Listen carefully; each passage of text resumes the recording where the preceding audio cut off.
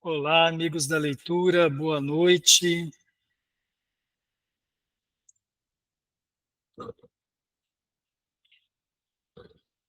Estão me ouvindo? Olá, Hernandes, estou ouvindo sim, tá?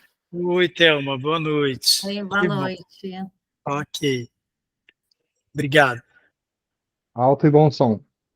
Obrigado, Zé Ricardo. Boa noite. Olá, Ana Lúcia. Boa noite. Boa noite.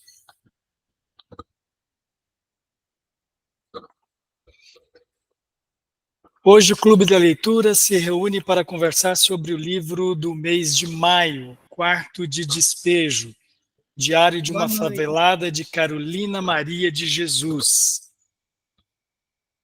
Antes, por imposição legal, especialmente a Lei Geral de Proteção de Dados, LGPD, Lei número 13.709 de 2018, saliento que os presentes autorizam a utilização das imagens e vozes constantes em gravações, fotos e filmagens decorrentes da participação neste evento promovido pelo Clube de Leitura do Tribunal de Justiça do Estado de Rondônia, Emeron Escola da Magistratura, assim como autoriza a divulgação de eventuais apresentações em slides, ressalvadas a referência autoral.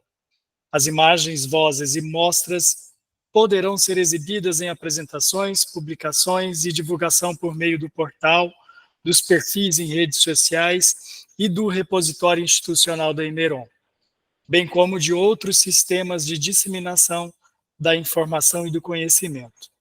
A autorização é gratuita e por prazo indeterminado. Os presentes nada terão a reclamar a título de direito de imagem e voz. Hoje é dia 7 de maio de 2024. Daqui a pouco eu posto a lista de presença para que todos possam registrar a sua presença na reunião. Lembrando que aqueles que não registrarem a presença não tem nenhum problema, e ela é necessária para mensurar a aceitação e a adesão do projeto junto à Escola da Magistratura. Quem não é interno do Tribunal de Justiça também não há necessidade, porque é inviável também, porque precisaria do cadastro da Escola da Magistratura, tá? Daqui a pouco eu disponibilizo para esperar chegar mais, né? Termos um maior número de presentes para poder fazer postar novamente. O destaque que eu estive essa semana em Porto Velho com o Tarek Kamel e a Denise Nocrato, e eles me falaram da dupla alegria em conhecer o texto Paiol de Pólvora, do Erlon Fernandes, que nós apresentamos na última reunião. Tivemos com o Erlon, discutimos demoradamente, foi muito bacana. Quem não esteve presente naquela reunião, busquem o link lá na página da Emeron, que foi muito bom, foi muito gostoso a conversa com o autor, com autoridades da região do Cariri, que ele trouxe para conversar com a gente também, foi muito bacana. E a conversa que eu tive com o Tarek e a Denise lá em Porto Velho, eles falaram da dupla alegria em conhecer o texto, porque uma pela competente e envolvente forma narrativa do Erlon de escrever os fatos que aconteciam naquela região, e outra pela geografia, onde se desenrolou os fatos, pois o local é o local de origem dos pais da Denise, e que alguns personagens lhe são familiares em razão das histórias rememoradas em família. Obrigado, Tarek, obrigado, Denise, e especialmente obrigado ao Tarek por integrar esse projeto desde o seu comecinho lá na sua gênese mesmo. O Tarek tem sido um suporte nessa empreitada. Obrigado, Brima, abraço. A reunião do dia 21 de maio, que é a próxima reunião com convidado, nós teremos a Luzia Fagundes de Almeida. A Luzia, servidora, ela é psicóloga e servidora do Tribunal de Justiça na comarca de Cacoal, e ela é autora dessa obra, Luz e Sombra, a Vida em Verso e Prosa. Conversei com a Luzia e nós poderemos nos encontrar na reunião do dia 21/5. Espero que conheçam a obra da Luzia, só fazer contato com ela. Quem é do tribunal é só entrar pelo chat, pelo Hangout, que consegue fazer o contato e ela envia o livro para os interessados. De qualquer forma, conversaremos com ela no dia 21. Lembro também que, por iniciativa da leitora Lana, foi disponibilizada uma caixa de coleta de livros na sede da Imeron, em Porto Velho. Os livros angariados serão destinados para o projeto de leitura da Sejus nas unidades prisionais de Porto Velho. Os reclusos inscritos no projeto de leitura da Sejus, eles fazem a leitura de livros e apresentam um resumo dessa leitura ao juízo das execuções penais, como forma de comprovar a atividade de reeducação social, né? Então, e eles têm muita carência de livros. Esses dias mesmo houve uma outra campanha, recolheram um grande número de livros, mas distribuíram em várias unidades no estado inteiro. Então, ficaram muitas unidades com poucos livros. Então, quem tiver livros e tem interesse em desfazer do livro, destine para aquela caixinha que está lá na portaria da Imeron, que será remetido para esse projeto social.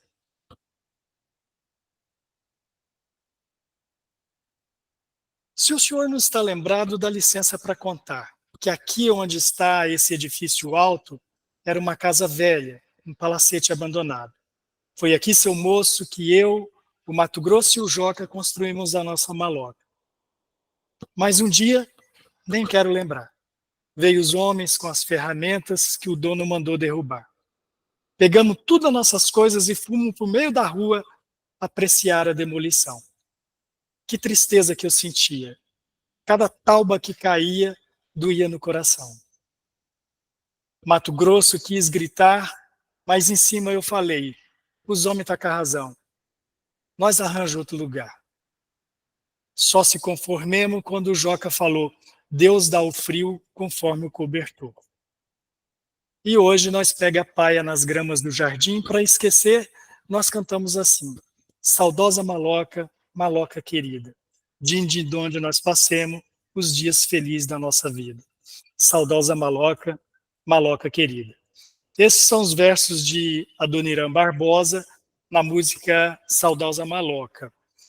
E, diferente do que nós vamos ver, do que acontece, do que retrata o quarto de despejo de Carolina Maria de Jesus,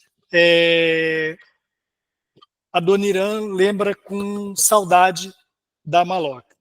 Cada um com as suas lembranças, com as suas experiências do lugar, com as suas experiências afetivas, né?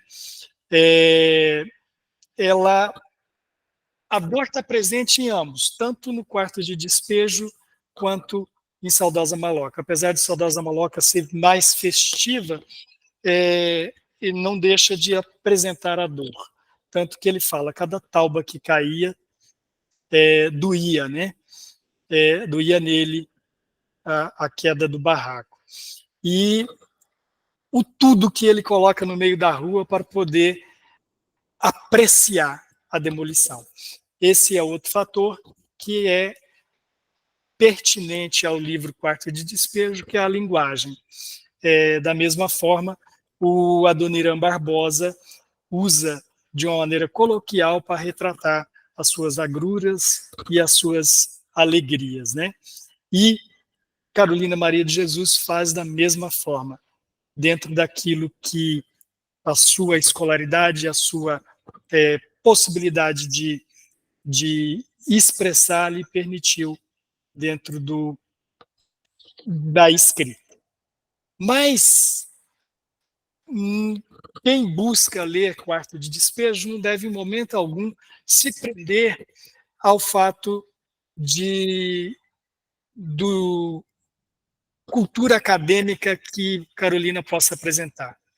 Deve muito mais se prender ao fato da sensibilidade e da humanidade que as obras dela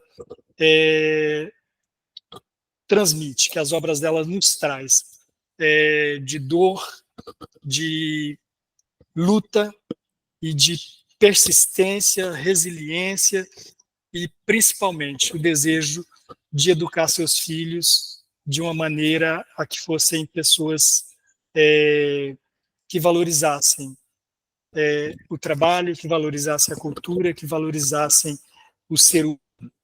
E ela, de diversas maneiras e em vários momentos no livro, vai demonstrar isso. A grande preocupação em educar seus filhos corretamente. Né?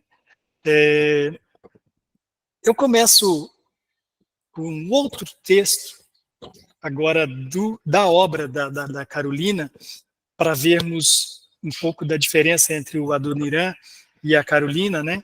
Como eles tratam de maneira distinta das suas dores, como um trata de maneira muito mais sofrida, muito mais dolorosa e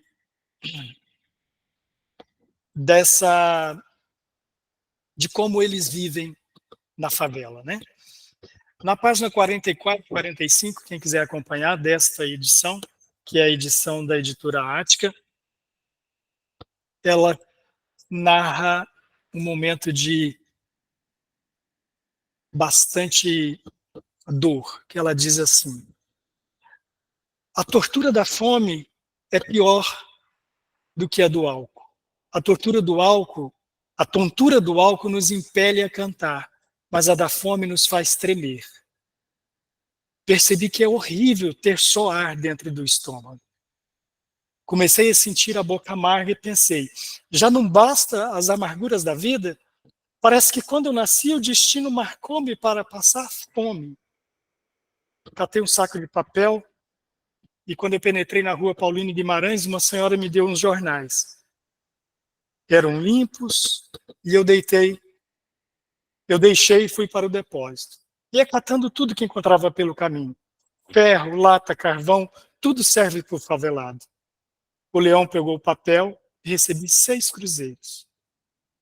Pensei em guardar o dinheiro para comprar feijão, mas vi que eu não podia, porque o meu estômago reclamava e torturava-me. Resolvi tomar uma média e comprar o pão. O efeito surpreendente faz a comida no nosso organismo. Eu que antes de comer via o céu, as árvores, as aves, tudo amarelo, depois que comi, tudo normalizou-se aos meus olhos.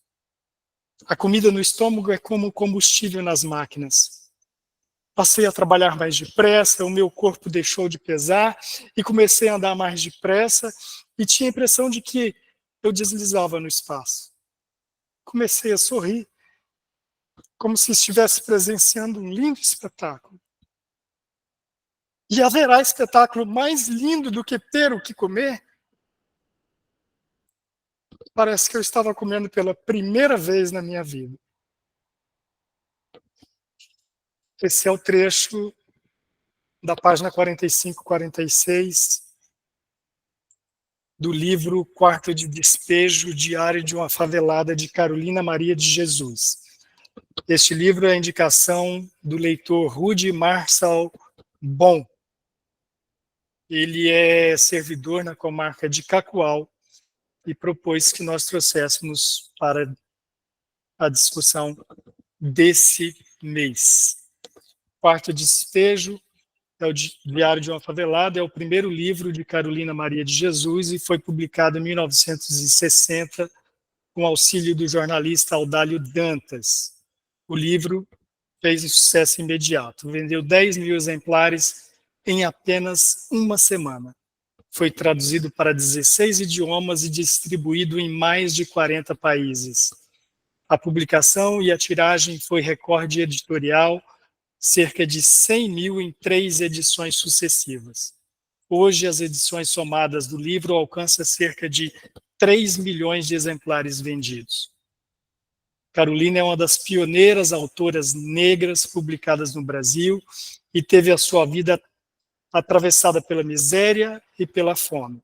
Favelada e catadora de papel, narrou seus escritos a vida dura que teve desde a infância. Além de instrumento de denúncia social, produzido por alguém que efetivamente vivia nessas condições devastadoras de vida. Suas mais de 5.000 páginas manuscritas, entre romances, contos, crônicas, poemas, peças de teatro, canções e textos de gênero híbrido, dotados de estilo próprio que confronta a tradição literária da norma culta da língua portuguesa. Quem tiver interesse em manifestar opinião já pode se inscrever no chat que a gente dará continuidade. Só um instante, José Ricardo já se inscreveu, só um instante que eu já passo a palavra.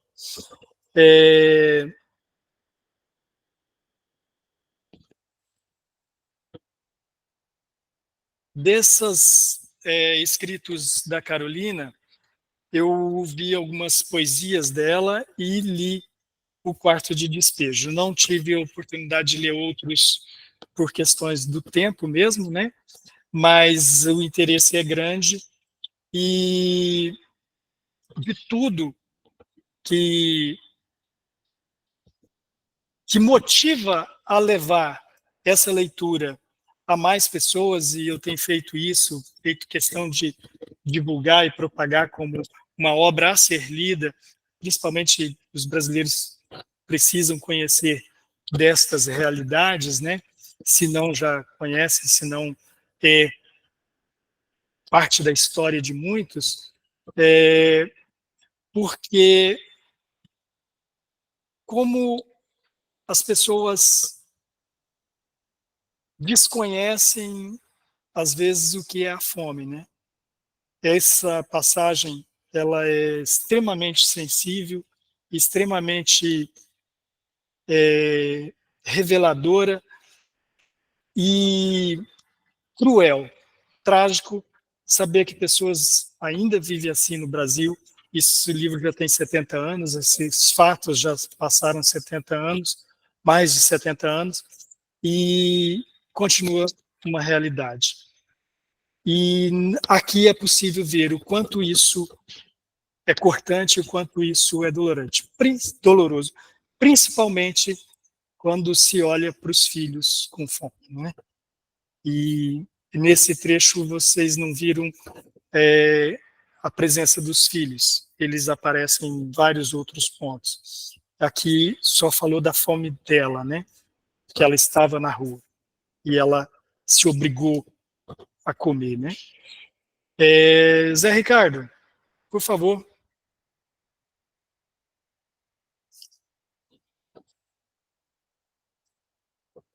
Zé Ricardo, se você estiver falando, nós não estamos te ouvindo. Você está com o microfone desabilitado. Hernandes, realmente eu havia desabilitado. Tudo bom, gente? Tranquilo com vocês? Boa A reunião noite. passada eu pude participar porque eu estava em viagem, inclusive me atrasou a leitura desse livro, ainda não concluí, mas eu só queria falar sobre 3 pontozinhos que até agora, acho que eu já li uns 70% dele.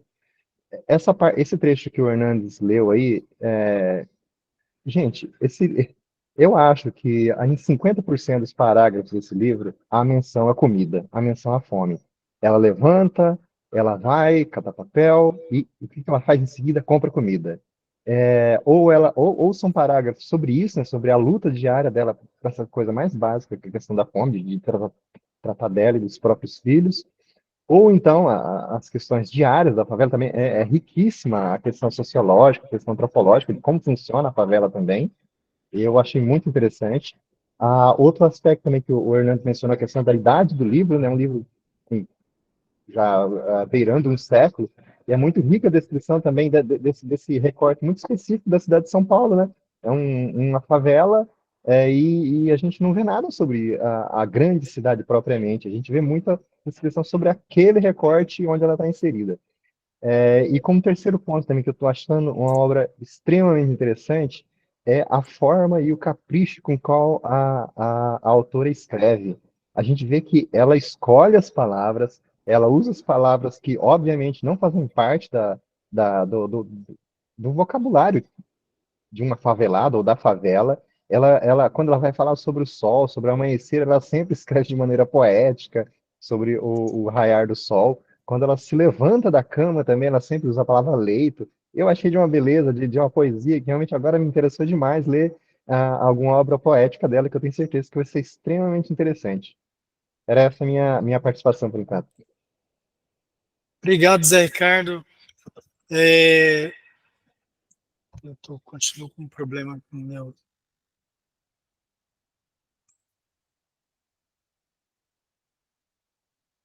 Ana Lúcia, pode continuar, que eu estou tentando me livrar de uma imagem aqui e não consigo, mas pode continuar com a palavra, Ana Lúcia. Tá bom, boa noite. Eu também, boa noite. Quando comecei a ler, eu observei a mesma coisa que José Ricardo. Como a palavra, a todo momento, é fome, né? É procura de comida e vai atrás de comida, e eu comecei a notar esses, mas eu cansei, porque a maioria do livro realmente é essa busca pela comida. Aí eu pensei assim, nossa, é uma vida bem de animal, né? Assim, que fica caçando a comida no dia a dia, né? Não tem nada, digamos assim, na despensa. Aí eu falei, eles vivem como animais. Mas aí lá na página 61, caiu por terra, assim, o que eu estava pensando, porque ela diz assim, ó, ela está se falando, referindo à fome, ela fala assim, mas os animais, quem lhes alimenta é a natureza.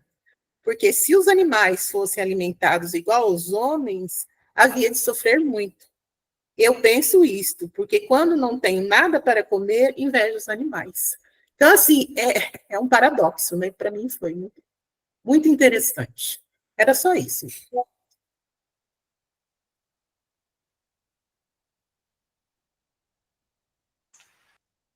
Eu continuo minha batalha com as ferramentas aqui tecnológicas. Me perdoem, viu, gente, por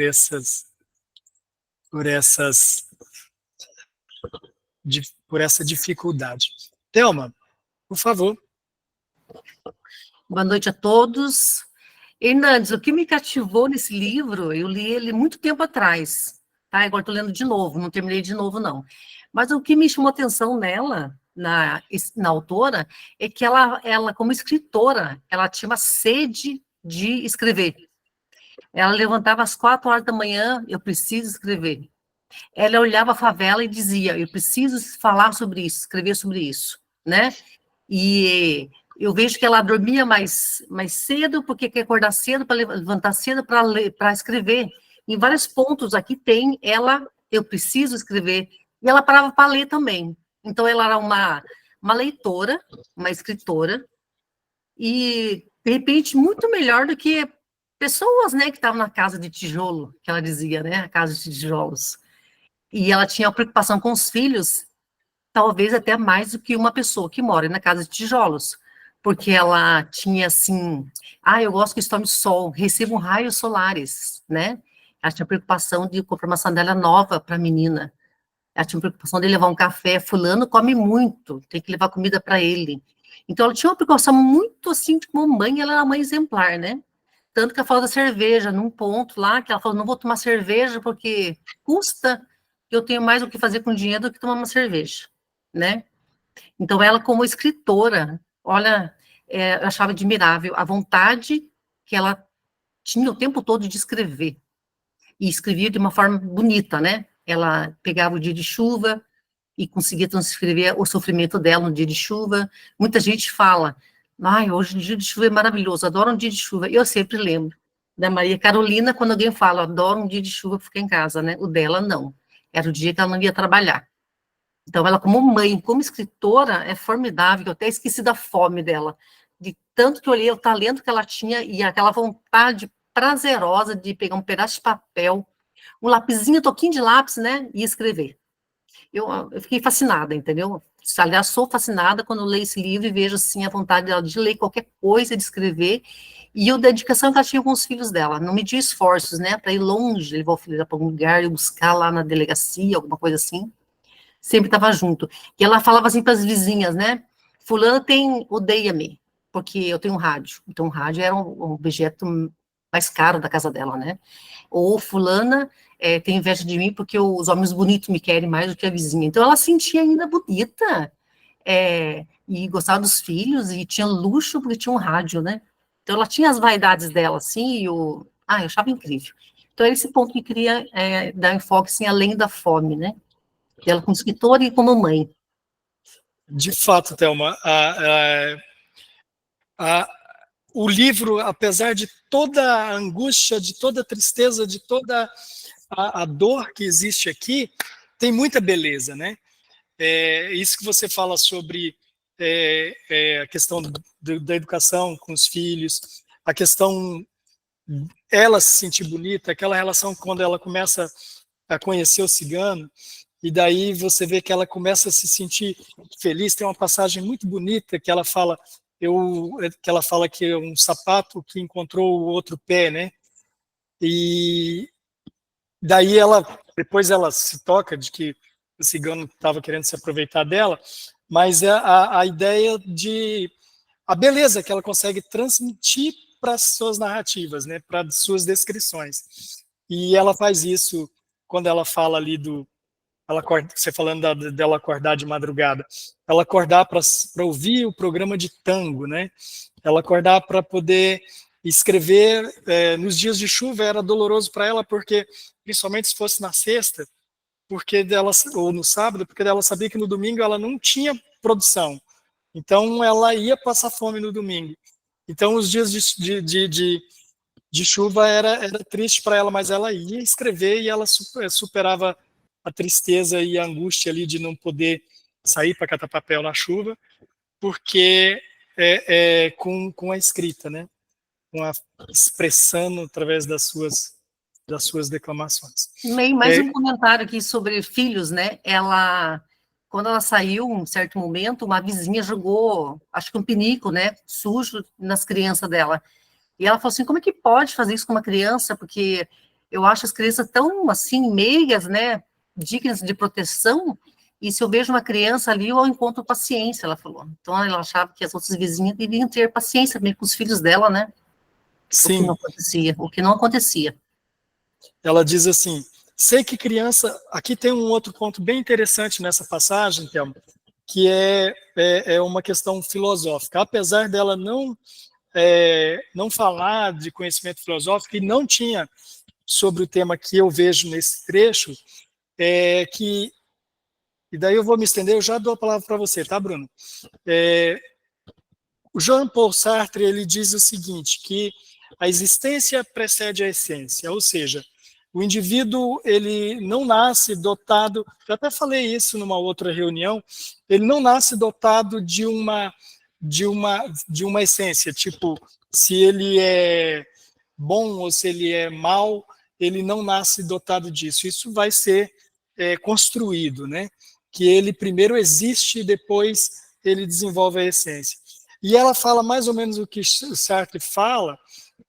O Sartre depois, no auge dos seus estudos, ele diz que o importante não é o que fazemos de nós, mas o que nós fazemos daquilo que fazem de nós, né? E eu até acho que essa frase tem que ter um pouco de cuidado com ela, porque senão você vai se culpar por tudo.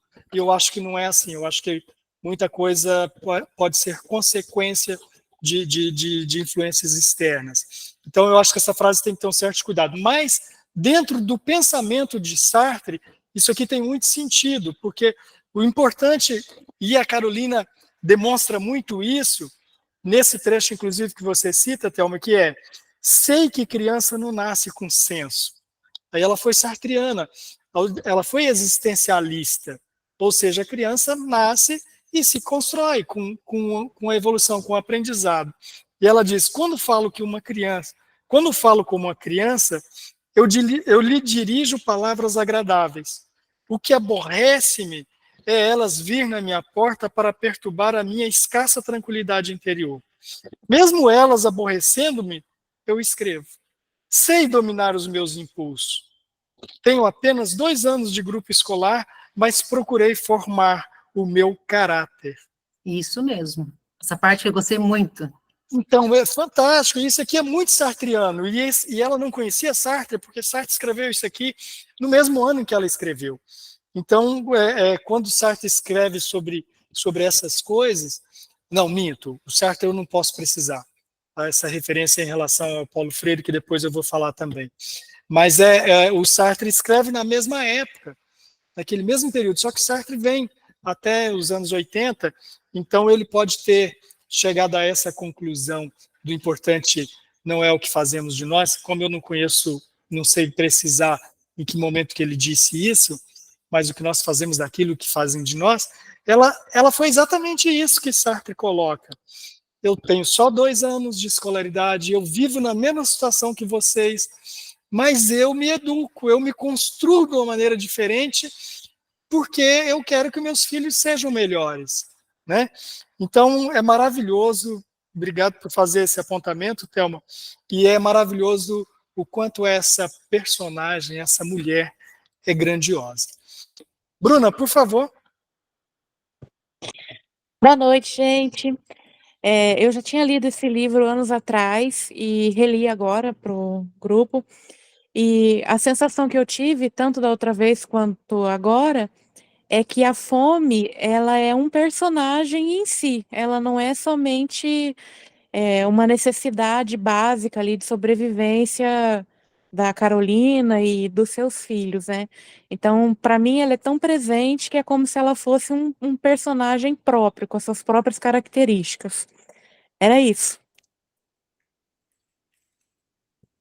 Sim, Bruna, eu compreendo o que você coloca e concordo contigo. Eu acho que a fome é o personagem que perpassa por todos, né? Não só ele está presente ele não só está presente nas narrativas da nas descrições da necessidade da Carolina e da sua família, como de todos no seu meio, né? Com todos com quem ela convive, né? Todos ali estão passando por necessidade, a fome perpassa por todos, exceto o pai da Maria Eugênia, da Vera Eugênia, né? Eu esqueci o nome da filha dela, acho que é Vera Eugênia. Exceto o pai da Vera, que parecia que era uma pessoa mais abastada, né? Que era dono de uma oficina, e quando ele vinha com o bolso cheio de notas de 1.000. Então, eu acho que é só ele que não passava por necessidade ali.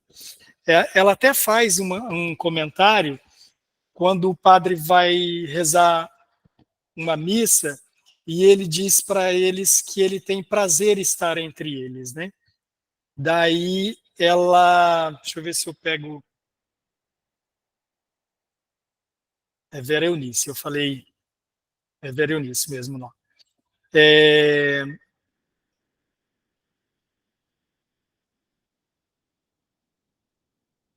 Some da frente da gente na hora que você está procurando. Mas o padre diz que ele tem prazer em estar entre eles. E daí ela diz assim, será que ele teria prazer se ele vivesse entre nós, né? Deixa eu localizar aqui na página 143.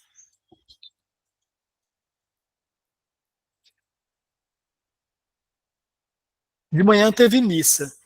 O padre disse para nós não beber, porque o homem que bebe não sabe o que faz, que devemos beber limonada e água.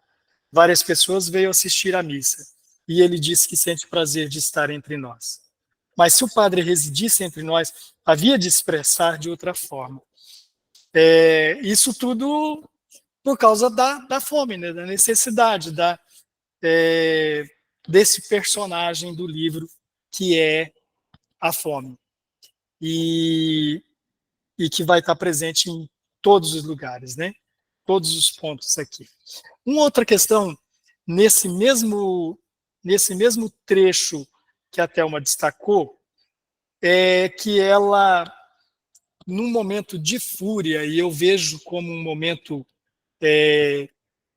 realmente um momento de desabafo, ela diz assim, a única coisa que não existe na favela é a solidariedade. É o final desse parágrafo que a Thelma destacou. E eu vejo como um desabafo, e eu acho que a própria narrativa dela, a própria descrição dela, já demonstra isso, porque ela já começa o parágrafo seguinte dizendo: veio o peixeiro, o senhor Antônio Lira, e deu-me uns peixes. Então, vou fazer almoço. Se não houvesse a solidariedade, essa frase seguinte não aconteceria, né? E ela tinha ido também no centro espírita e tinha pegado feijão, tinha pegado arroz, ela tinha pegado várias mantimentos assim para comer. Então, e tem vários outros pontos em que há essa solidariedade. Ela mesmo, quando tem um momento em que ela encontra um mendigo na rua e ela pergunta para ele por que ele está bebendo, né? E daí ele começa a falar para ele que ele já por que ele não juntava os papéis, e ele juntava papel na mesma região que ela, né? Por que ele não juntava papéis para poder mudar a vida dele? Daí ele fala para ela: você ainda tem esperança, eu já não tenho esperança. Daí ela pergunta para ele quantos anos ele tem. Ele fala: eu tenho 24. Com 24 anos, ele perdeu totalmente a esperança, porque ele sentia fome o tempo todo. E daí ele estava tremendo, né, de fome, e ela pega 20 cruzeiros que ela tinha no bolso e dá os 20 cruzeiros para ele. Ela já não tinha nada e dá os 20 cruzeiros para que ele se alimentasse. Ela viu que ele tremia de fome, né? E ela vê aquele homem totalmente desiludido.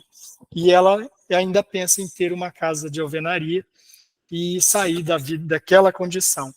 Ela ainda sonhava. E ele já não sonhava mais. E ela não era jovem como ele. Ela estava bem mais vivida, né? Ao que parece, 50 e poucos anos já.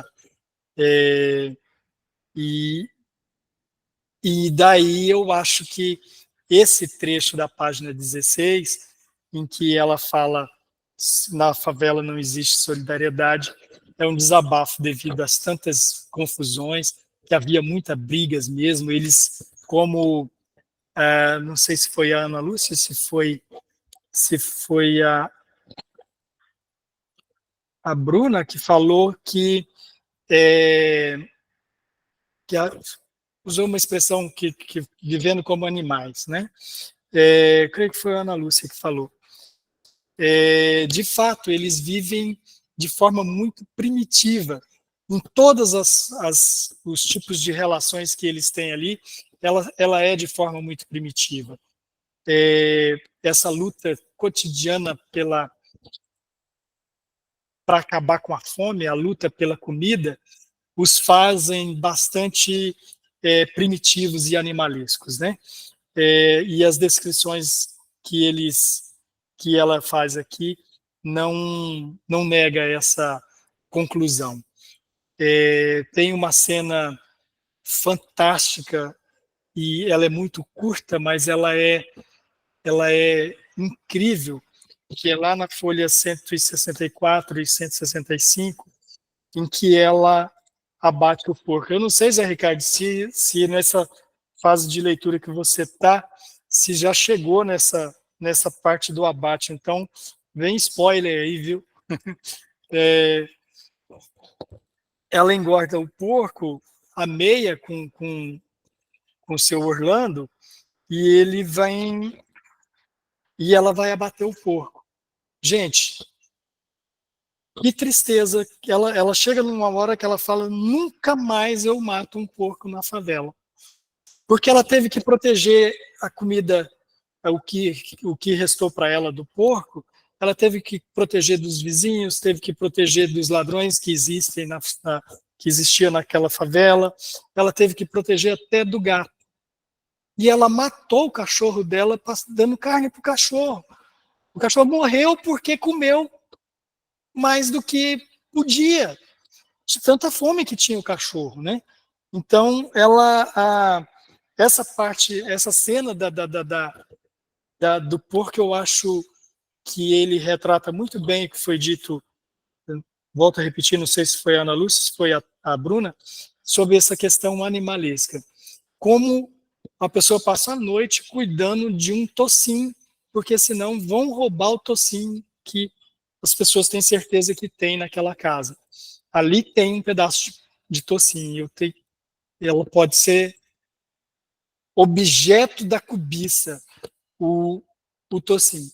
E as pessoas bebiam, e na favela tem muito disso, né? Ela descreve muitas cenas de embriaguez, e as pessoas bebiam e vinham bater na casa dela. Carolina, me dá um pedaço de porco, Carolina, eu estou com fome.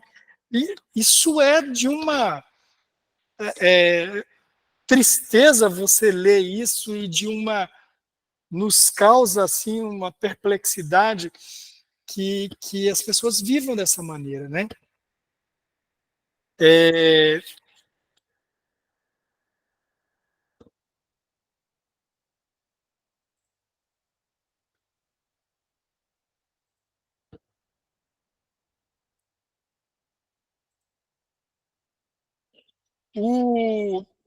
Eu li recentemente, eu vi um youtuber, e ele, por nome de PH Santos, ele fala sobre cinema.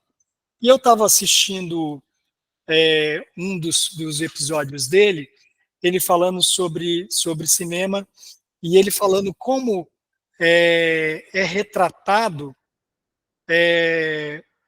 o cinema, como é retratada a realidade, por exemplo, brasileira pelo cinema hollywoodiano, como é retratado os mexicanos pelo cinema americano, como é retratado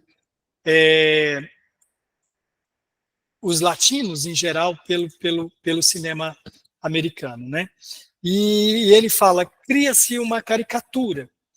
E nós, brasileiros, acabamos criando caricaturas sobre a realidade de brasileiros, né? E daí ele colocava sobre o filme, eu esqueci o nome, mas é Bem-vindo não é... Ai, esqueci o nome do filme agora. E ele falava de uma cidade cearense chamado... o nome vai e volta. E ele dizia como aquele filme traduzia de forma caricata a realidade do nordestino, né?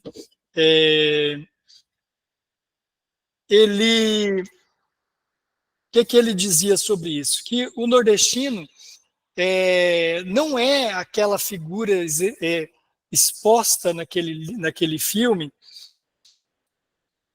Gente, eu estou tentando lembrar o nome do filme, daí eu estou perdendo aqui a conversa por causa do nome do filme.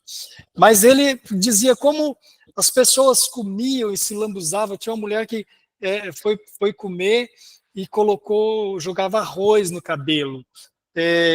Não sabia, não conseguia comer de forma civilizada. Vamos usar a expressão civilizada. Eu falei como isso, os próprios brasileiros retratando brasileiros. E depois a gente se manifesta e nos revoltamos com a forma como o cinema americano trata o brasileiro, né? Trata o mexicano, trata o brasileiro. Ele falou, na verdade, cria-se estereótipos de pobreza globais. E nós, nas nossas micro-regiões, acabamos criando também estereótipos de pobreza. O que eu linko daí com a história da Carolina não é por haver estereótipo. É como ela diz na página 46, ela diz, não é o...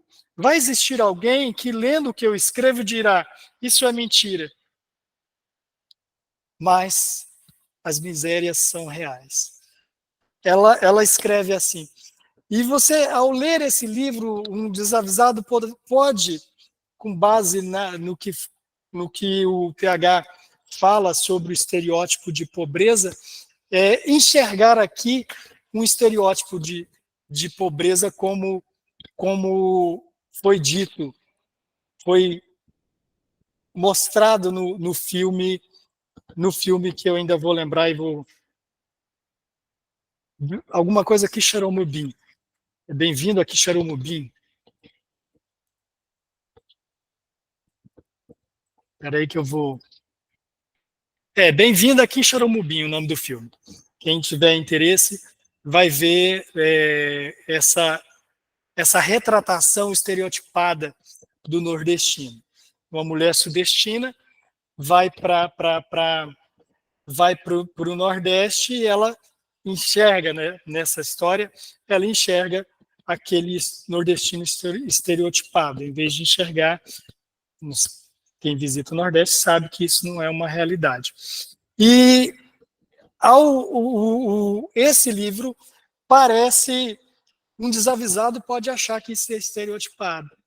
E a Carolina viu essa possibilidade e diz, essa miséria é real, ela existe e quem está falando vive isso, né? Vive essa miséria. E ela, ao retratar a questão do porco, ela mostra com clareza isso que pode parecer estereotipado, ela mostra como realidade, como fato na realidade deles, daquele microcosmo, né? E que está presente em muitos outros lugares, né? A fome está presente no Brasil. Alguns não admitem essa realidade, mas nós temos aqui, eu vejo que nesse grupo nós conversamos com muitas pessoas que da psicologia e da área de serviço social, e são pessoas que todo dia lidam com isso, todo dia confrontam com a realidade mais gritante ainda, né? Uma outra questão que não pode deixar de ser abordado e que é abordado por ela, e ela faz isso, eu acho, em muitos aspectos, a Carolina foi bastante pioneira. Eu acho que a forma dela educar os filhos, ela foi pioneira, em que pese ela usar do artifício de bater nos filhos como forma de correção, e que hoje isso está superado, né? E ela era muito amorosa com os filhos, né? E ela tentava, como ela disse aqui sobre o diálogo, sobre mostrar, quando o João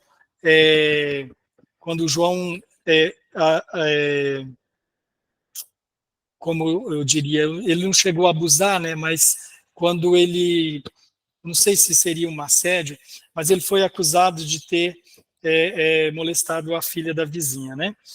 Ele nem sabia o que era aquilo. E daí ela fala assim, agora eu tenho que falar com o João sobre coisas que ele tem que entender. E ele ainda não entendia que essas coisas existiam. Era uma questão de educação mesmo. E daí ela vai falar com o João sobre... Ela nem escreve, né? Ela só coloca assim, sobre essas coisas de mulher.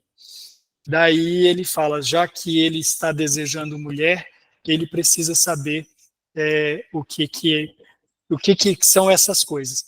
E ela vai tratar disso. E ela, eu acho ela muito pioneira nessa forma de educar, nessa forma... E uma coisa que também ela é pioneira é na questão sobre questão étnica, né? Ela tem um dado momento em que ela fala, eu queria morar em um país de negros.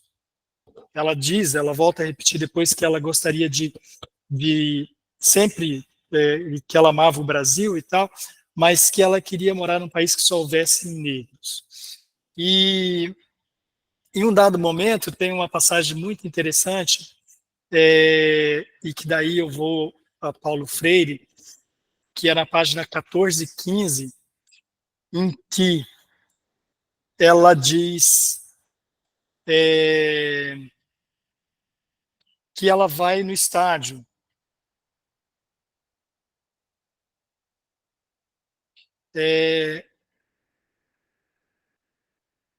Deixa eu ver aqui. Saí à noite e fui catar papel. Quando eu passava perto do campo do São Paulo, que é o estádio, né, do São Paulo, que era no bairro do Canindé, não era o Morumbi ainda. Várias pessoas saíram do campo, todas brancas. Só havia um preto. E o preto começou a insultar-me. Vai catar papel, minha tia. Olha o buraco, minha tia. E ela falou, só tinha um negro, e esse negro foi quem me insultou.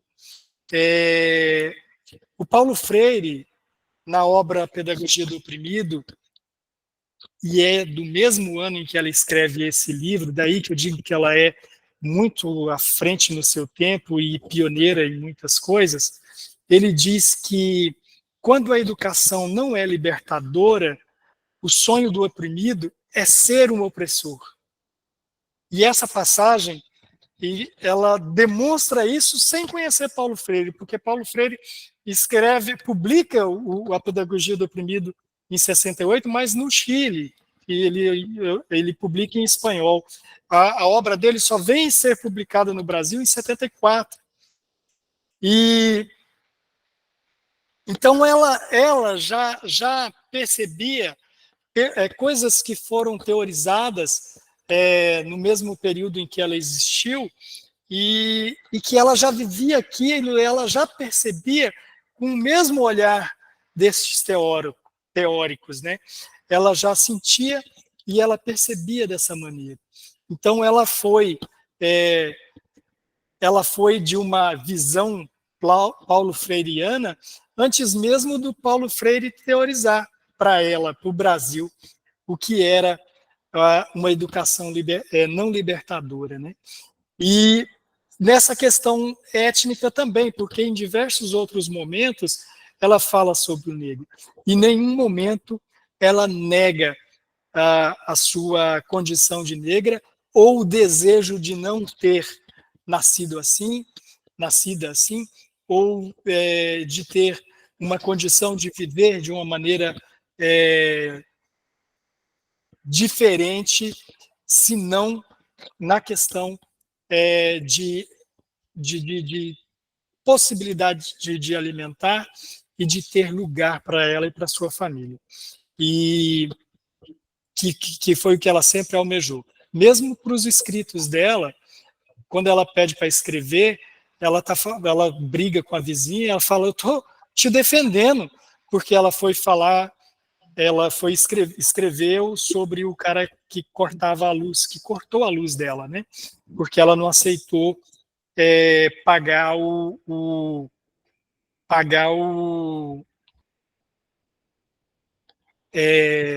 depósito. Ela não achava justo pagar o depósito e ele pegou e cortou a luz. E ele coloca ele no livro e ele fica põe ele sai no jornal como sendo esse opressor, né? E as próprias amigas dela vai e denuncia ela quando ela fala, eu não vou pagar o depósito, quando ela tenta conscientizar os outros de não pagarem o depósito, porque existe uma decisão judicial de que o depósito não existe, de que a Light já havia se posicionado de que o depósito não existe, e essas amigas vai e denuncia ela pro cara lá, pro senhor que cuida da luz. Então ela pega e desabafa, fala, eu estou defendendo vocês não precisam pagar o depósito, e vocês vão me denunciam ainda para ele, me entregam para ele, né? Então ela não entende como ela mesmo denunciando, as pessoas ficam contra ela. Então, mesmo quando ela escreve esse livro que eu estava falando anteriormente, quando ela escreve o livro, ela não escreve o livro para ser um best-seller, ela não escreve o livro os escritos delas não têm o propósito. Ela queria ser publicada, mas não tem aquele propósito de eu vou escrever para isso e para aquilo. Ela tinha a esperança de que, porque ela almoçou um dia ela descreve o dia que ela almoçou com Assis Chateaubriand, né, lá nos Diários Associados, na Folha. E ela diz que eles haviam prometido para ela uma casa, né? Com a publicação ela ganharia uma casa. Então ela tinha esperança de ganhar essa casa, mas ela não, a esperança dela de que vendesse 3 milhões de livros, isso nunca ocorreu. Depois ela vai viver esse tipo de coisa, né? Mas não é esse o propósito dos escritos dela. Ela fala, os meus escritos é para defender vocês, defendendo ela e defendendo aqueles que viviam nessa condição tão animalesca. Ana Lúcia, por favor, pode falar. Quando você falou que ela estava à frente à questão da valorização da cor e da raça, né? Eu achei linda a parte que ela fala dos cabelos, né? Porque, assim, na década de 50, 60, as mulheres negras que tinham uma certa condição, todas alisavam os cabelos, né? Assim, ninguém usava cabelo crespo, natural, então o cabelo era alisado. Ela falou assim um dia, olha, eu prefiro o cabelo de negro, porque o cabelo de negro, eu não vou lembrar tal e qual, mas é mais ou menos isso, a síntese, que os cabelos dos brancos não ficam arrumados, e os cabelos dos negros não, você coloca ele de um jeito, ele fica arrumadinho. Então, assim, ela estava bem à frente encontrando, ela gostava da cor dela, do cabelo dela, do jeito dela ser. Então, isso aí, para a década de 50 que ela viveu, está à frente mesmo, é muito à frente, como você disse. Deixa eu ver se eu localizo aqui.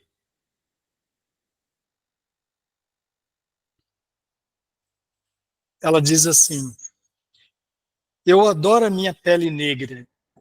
Deixa eu soltar aqui.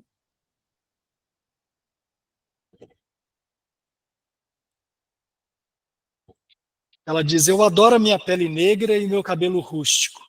Eu até acho o cabelo negro mais educado do que o cabelo de branco. Porque o cabelo do preto, onde põe, fica. É obediente. É o cabelo de branco. É o cabelo de branco, é só dar um movimento na cabeça e ele já sai do lugar.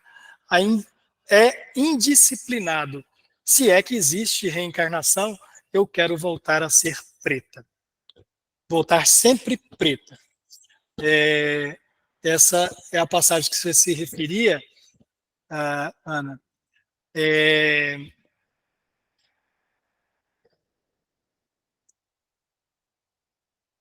Essa mesmo, eu não lembrava dessa questão do indisciplinado, né? Mas é muito legal. Assim. Isso. Quando eu li, eu achei assim, intenso, muito intenso. Muito bom. Isso é uma coisa pacificada para ela, assim, ela não tinha nenhuma necessidade de ser de outra maneira, de ter uma... não ambicionava ou invejava pessoas de outra cor. E tem alguns momentos, né, em que ela... depois, tem um momento em que ela passa na frente da vitrine e ela fala bem assim, que olhou para ela na vitrine e ela levou até um susto, né? Porque ela estava feia, mas era de fome, ela estava muito faminta e ela estava doente, e ela tinha aquele problema da esquistossomose lá no riacho, no Tietê, e eu acho isso maravilhoso, que eu falo de estar à frente, porque ela pegava e falava bem assim, o pessoal da Secretaria de Saúde veio aqui para fazer o levantamento, colheu o cocô de todo mundo aqui para poder fazer exame, né? E daí ela pega e fala, mas para quê? Vocês vão trazer remédio? Eles faziam o levantamento, daí publicavam nos jornais, ó, temos 100 casos na favela do Canindé. Daí ela falava, para que levantar que tem 100 casos se não é para curar essas pessoas, né? Daí eu acho isso maravilhoso, fantástico, e encantado com a É grandeza que nem dessa. a assistente social, né? Eu me senti assim, bem. O que essas assistentes sociais fazem aqui? Só pega o nome, pega o endereço, conta, a gente fala a história dela, mas assim, aconteceu alguma coisa concreta que é bom nada, né? Pois Mas é, é isso. e ela fala disso de uma forma muito desanimada, muito triste, como ela fala. Para que põe no jornal se não é para nos curar, se não é para trazer uma solução para nós, né? Eu ia falar sobre a questão da citação que você fez do cabelo. Agora não estou lembrado. Não lembrei. Eu ia comentar, mas já passou. Obrigado, Ana Lúcia. Thelma, pode falar. Então, em vários momentos, em vários episódios que nos diários da Carolina, a gente se emociona, em outros momentos você ri junto com ela. Ela é meio sarcástica em alguns momentos, né, quando ela fala dos outros, e em alguns momentos o coraçãozinho faz tum, tum, tum, porque o papel de mãe, para quem é mãe, né, é formidável. No momento que o filho dela foi preso, ela vai lá, enquanto procura o filho dela, fica olhando outras crianças, ela falou que admirava as outras crianças enquanto isso. Uma chorava, o outro estava acanhada, né, eu estava com vergonha, aí o filho dela veio e olhou para a mãe. Nesse momento ela fala, foi o olhar mais lindo que eu já tive na minha vida. Recebi aquele olhar do filho, esperando, né, minha mãe veio me buscar. Então, nesse momento, ela se sentiu, tipo, como mãe, como eu sou importante como mãe, né, porque ela falou, foi o olhar mais lindo que eu já tive na minha vida. Foi assim, ela se sentiu parte importante na vida do filho dela. Então, quando você comentou sobre qual o objetivo dela escrever um livro, ela menciona várias vezes, né, eu quero contar o que acontece aqui dentro. Porque os políticos vêm nos visitar só na época da campanha. Ela percebia isso. O pessoal fazia aquela fila, recebia todo mundo, era aquela festa, distribuía um pouco de comida, alguma coisa assim, altas promessas, né, como sempre, mas ela era bem consciente, ele só vem na época da eleição, depois nos esquece. Mas eu vou contar o que acontece aqui, né? Esse foi um dos objetivos dela de escrever o livro também. Era isso. Obrigado, Thelma, é isso mesmo. E essa questão que ela coloca do filho, quando ela vê o filho e o filho vem com aquele olhar,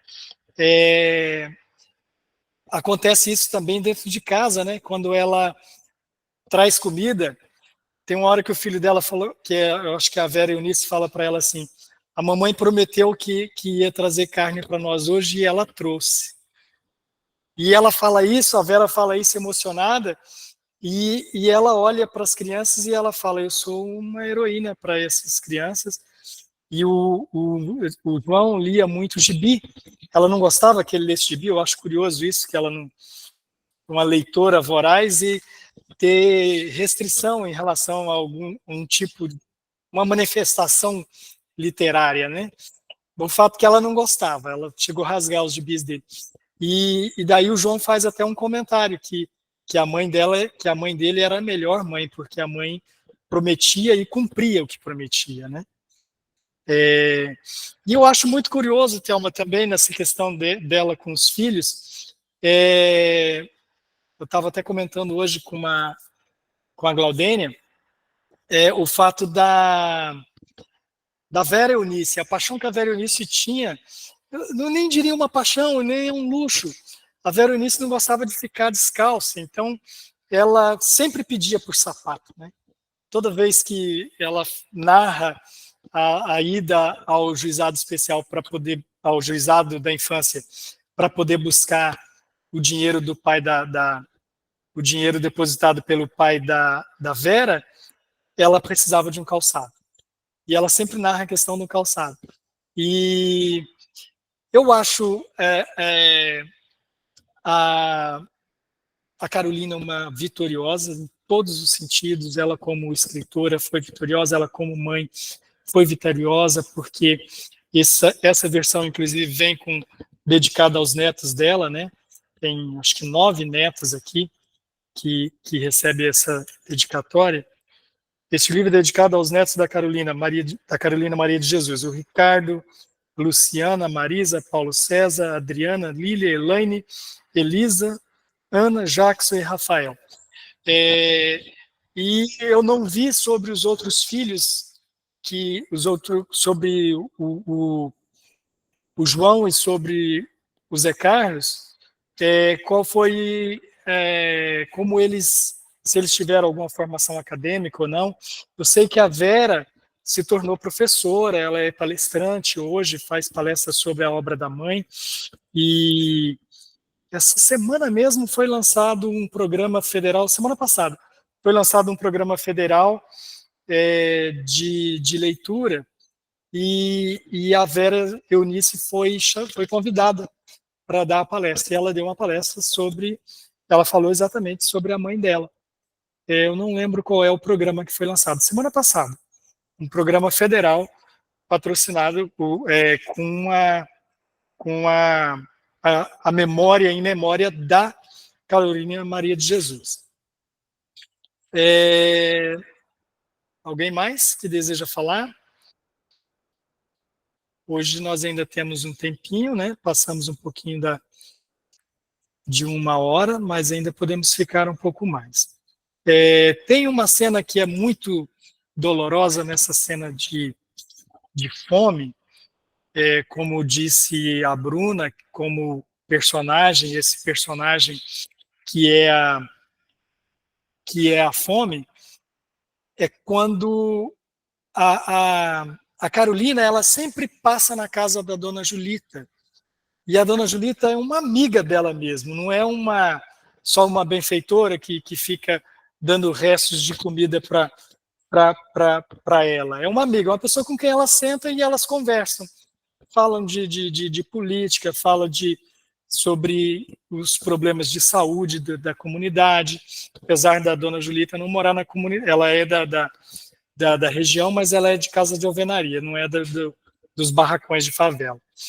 E a dona Julita manda muita coisa para casa empresta dinheiro, geralmente a dona Julita socorre a Carolina.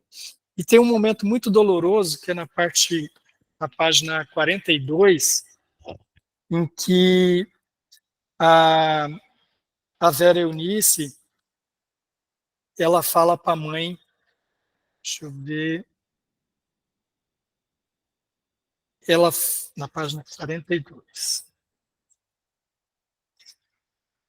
que ela pede para a mãe, o dinheiro não deu para comprar carne, eu fiz macarrão com cenoura, não tinha gordura, ficou horrível. A Vera é a única que reclama e pede mais, e pede, mãe, vende eu para a dona Julita, porque lá tem comida. Então, isso é de uma tortura para qualquer pessoa que tem, né, qualquer afeição e com criança, né, e sendo pais, então eu acho que isso torna mais doloroso. Ver uma criança que ama a mãe, porque a Vera o tempo todo manifesta isso, e uma mãe extremamente amorosa, a filha ainda com 4 anos, ela fala, eu não posso mais deixar minha filha na favela. Então ela passa a sair para catar lixo, para catar os papéis, e ela pega muito papéis. Tem dia que ela pegou 300 quilos de papel. Então, 300 quilos, ela vai fazer 10 viagens de 30 quilos, que ela esconde no mato, ela cata na rua, esconde no mato, daí vai levando de 30 em 30 para vender. E ela tinha que ir com uma sacola de 30 quilos nas costas e segurando a Vera Eunice do lado, porque ela não podia mais deixar a Vera Eunice na favela, porque tinha um vizinho que era pedófilo, né? E daí ela fala, eu não posso mais deixar a Vera Eunice na favela. E ela começa a recolher esses papéis quando os filhos não estavam em casa. Quando os filhos estavam em casa, ele deixava com os filhos, né? Mas os filhos estudavam, ela sempre prezou pela educação deles. Então, todos eles saíam para estudar. Ela levava a filha pendurada no colo para que ela não fosse vitimada por esse escroto que havia lá como vizinho, né?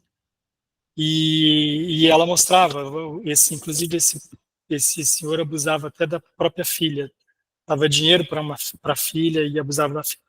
É quando ela descobre isso, ela vai buscar água toda manhã na torneira lá na beira do rio, né? E daí ela escuta essa conversa lá e ela decide naquele momento que ela não deixa mais a Vera Eunice em casa. E ela passa a carregar todo esse peso, todo esse trabalho com a filha a tiracolo, porque não tinha como deixar em casa. Outro ponto curioso que acontece na página 171,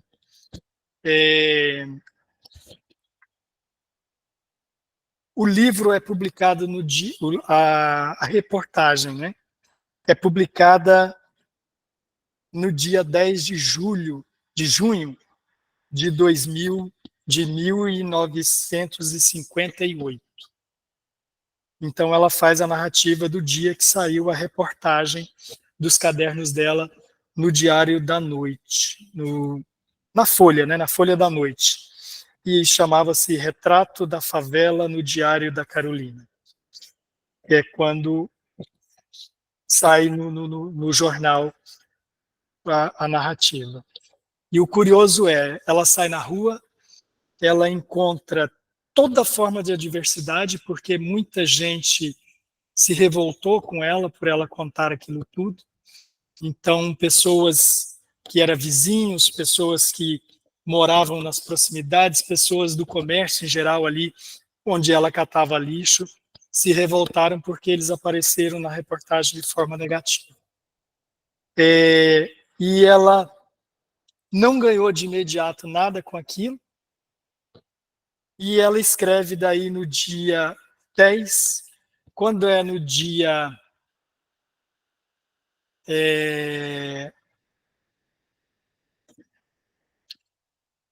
a reportagem sai no dia 10/6, e quando é 6 dias depois, no dia 16, ela escreve: hoje não temos nada para comer. Queria convidar os filhos para suicidar-nos. Desisti.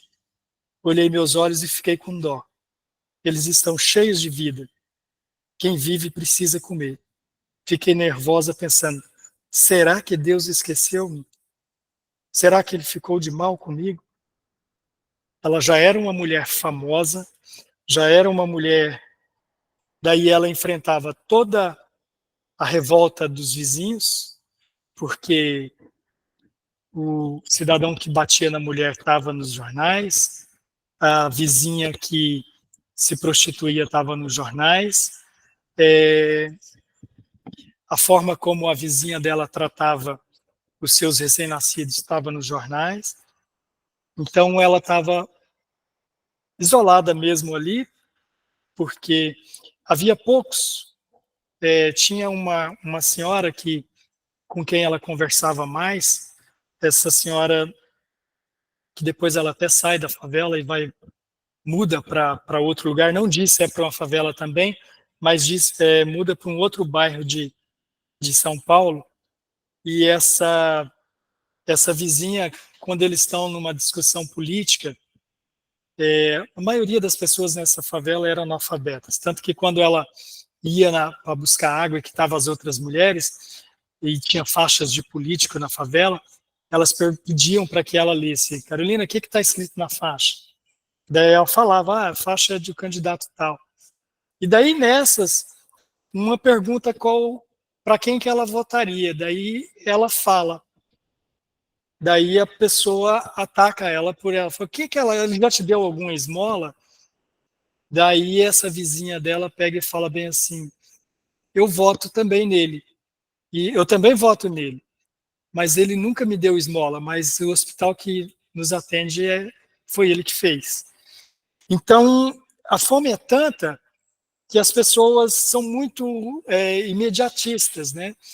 Elas acabam se socorrendo em quem socorre a fome e acaba daí deixando aqueles que socorrem em coisas de longo prazo, como o hospital, que a vizinha fala, eu também votei no mesmo que a Carolina estava falando, né? Porque quem trouxe o hospital foi ele. E eles, não, votava naquele que dava, lá tinha um negócio de uns cartões, de vez em quando os meninos corriam pela favela avisando, mãe, estão distribuindo cartões. Você pegava o cartão, ia lá no carro, era algum político que estava distribuindo os cartões para ir num evento tal, e nesse evento eles davam pacotes de arroz e o cara fazia o comício dele lá em troca desses pacotes de arroz. Tem cenas horríveis dessas coisas acontecendo e as pessoas sendo maltratadas e esses políticos reunindo pessoas para fazer foto e tudo, e nem dando o tanto necessário, dando só o tanto necessário para fazer a fotografia, sair do evento e daí ficar todo mundo ali sem nem dinheiro para condução, para voltar para casa e nem o que foi prometido nos cartões, né? Então acabava que essas pessoas acabavam votando e confiando nesses que davam cartão na semana passada, que deram o cartão na semana passada, do que naquele que trouxe um hospital ou que não se fala muito sobre projetos maiores também, mas ela sente necessidade de projetos maiores, né? Sente necessidade de saúde pública. A saúde pública é um problema, ela narra uma trajetória, como ela foi procurar saúde e os caminhos que ela fez. Mandou ela para um hospital, daí mandou ela para um posto, daí mandou ela para um outro lugar, e ela foi em 6 lugares e não conseguiu ser atendida. Por fim, o recepcionista de um dos lugares manda prender ela. E havia esse poder, né? Manda prender. E prendeu ela, porque ela não... E ela só estava precisando de ser atendida para a saúde, né? E ela não conseguiu ser atendida. Daí volta para casa, tem uma cena triste que ela pega 2 cruzeiros e manda o filho comprar uma dipirona. E o filho volta e ele tinha comprado, e ele perde a dipirona. E ela volta com dor de cabeça, procurando pela dipirona no caminho e não encontra a dipirona. Daí acaba que uma vizinha socorre ela e dá um analgésico para ela. Mas é dessas dores, dessas torturas constantes que eles sofrem e que tem um momento que ela fala assim, deixa eu ver se eu localizo aqui, que é próximo desse outro aqui, e é quase no final.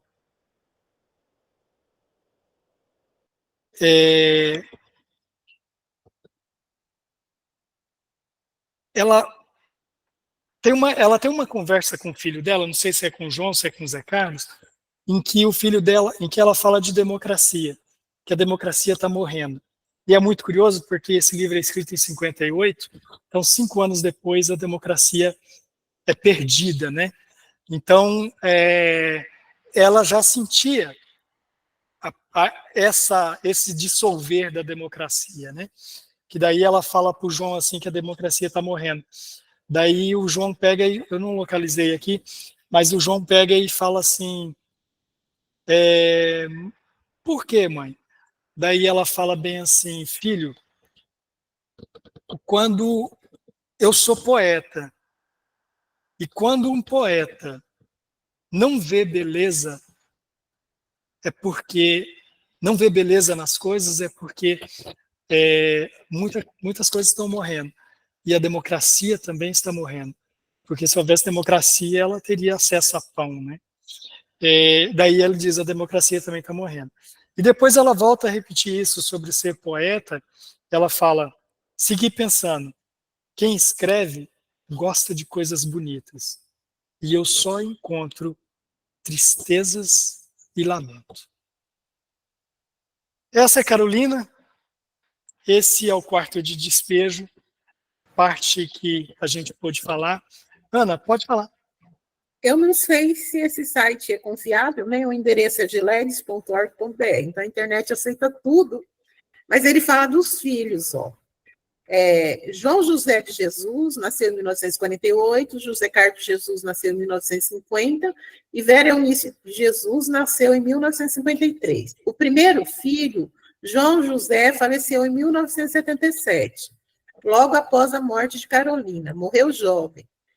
Tinha má saúde, talvez consequência dos anos vividos na favela do Canindé. José Carlos morreu em 2016, vítima de atropelamento na cidade de São Paulo. José Carlos era morador de rua e viu no álcool seu único consolo, já que jamais teve ajuda da irmã Vera Eunice. Vera Eunice não o reconhecia e aceitava como irmão, alegando que, por não serem filhos do mesmo pai, as obras e bens de Carolina pertenciam somente a ela. Então, é isso que tem aqui nesse geledes.org.br. Então, eu não encontrei nada sobre eles, né? E até mesmo o livro, né? O Quarto de Despejo, ele fala desses filhos, né? Mas há um afeto, assim, um apego muito maior dela e um cuidado muito maior, talvez por ser mulher, né? Com a Vera Eunice. Ela protege a Vera Eunice o tempo todo, né? Eu não sabia que eles tinham morrido assim tão jovens, né? E de forma trágica, porque o alcoolismo é uma tragédia, né? E principalmente eles tendo vivido o que viveram, né? A Carolina, ela com os royalties aí os direitos autorais, né?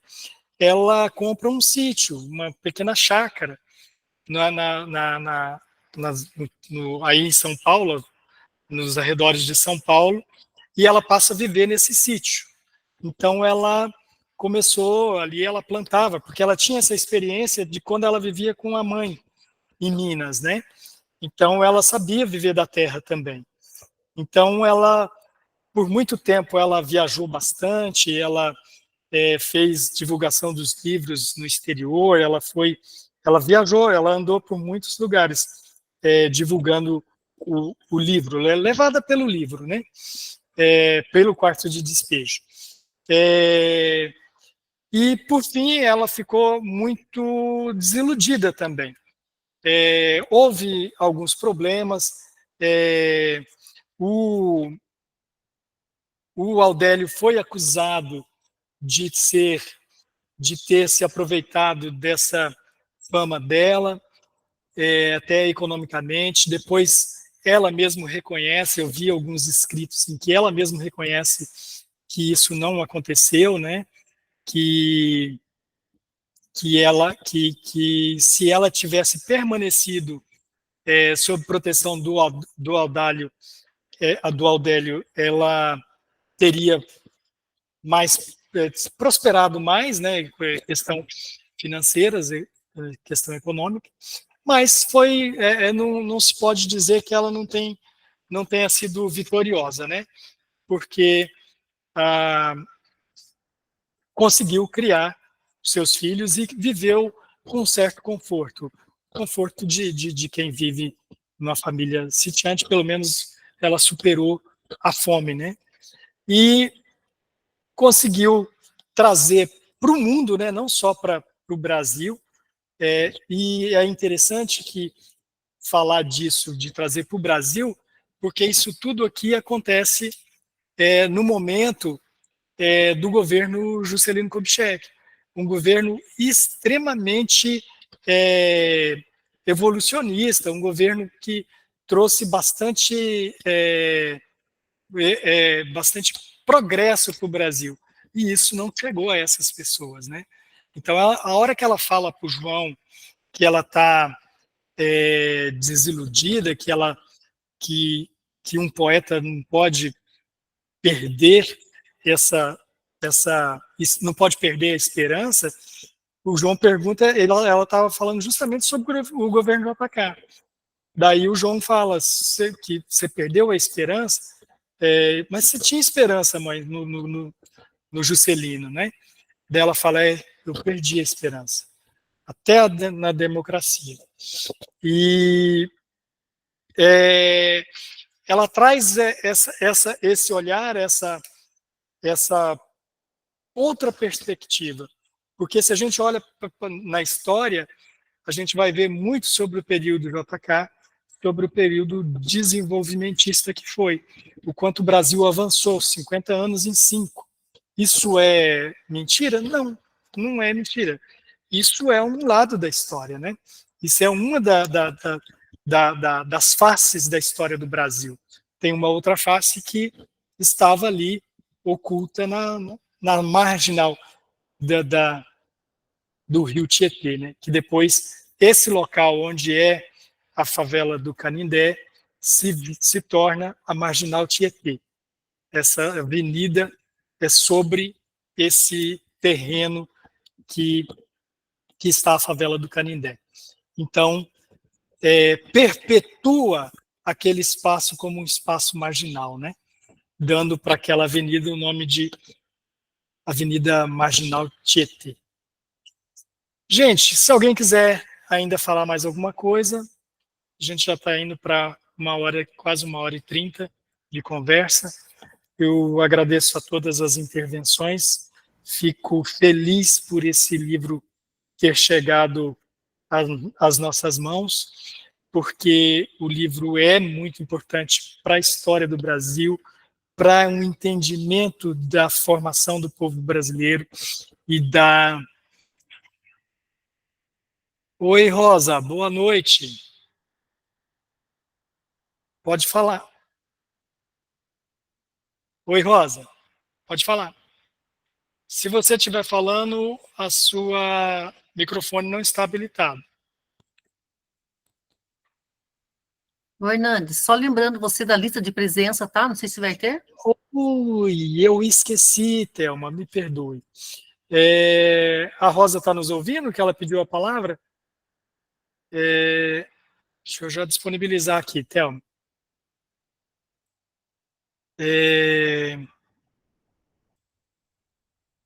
Você havia pedido ali e eu tinha esquecido, me perdoe. Está disponibilizado para todos. Está funcionando, testei também. Então, como eu estava falando, eu não consegui colocar a Rosa para falar.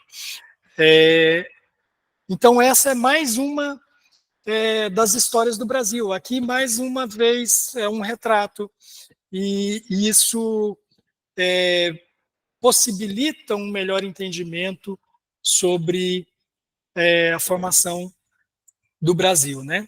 Sobre a formação do povo brasileiro, porque muitas dessas pessoas, como a Carolina, e lá na favela a gente vai ver isso, muita gente que é do êxodo rural, que veio das fazendas, que veio de onde trabalhava com a terra, na esperança de encontrar nas grandes cidades a prosperidade, e encontrou, como ela chama, um lixo da cidade as favelas. Ela fala, a favela é o quarto de despejo, a cidade, os seus prédios, as suas avenidas, os seus palácios e salões são as salas de estar. E o quarto onde você despeja o lixo é as favelas. E daí ela diz sobre essas favelas. E essas pessoas, a grande maioria ali era imigrante, vinham do êxodo rural, vinha das zonas rurais. Tem aqui muito a presença na época eles chamavam os baianos, né? Hoje fala mais paraíba, os cariocas falam paraíbas, né? Que é os nordestinos, né? Os oriundos do Nordeste, eles generalizavam como os baianos. Então, a favela era cheia dos baianos. Fulano é baiano e tal. Tinha uma briga na festa dos baianos. É até curioso, tem uma hora que ela pega e fala assim, eu fui cantar a jardineira com os meus filhos porque estava cansado de ouvir Pisa na Fulô. E ela fala isso algumas vezes, que era porque os baianos sempre, todo forró deles tinha Pisa na Fulô. E essa é uma cara do Brasil, né? quando acontece de todos migrarem para os grandes centros, acontece dos grandes centros não oferecer ocupação para todos.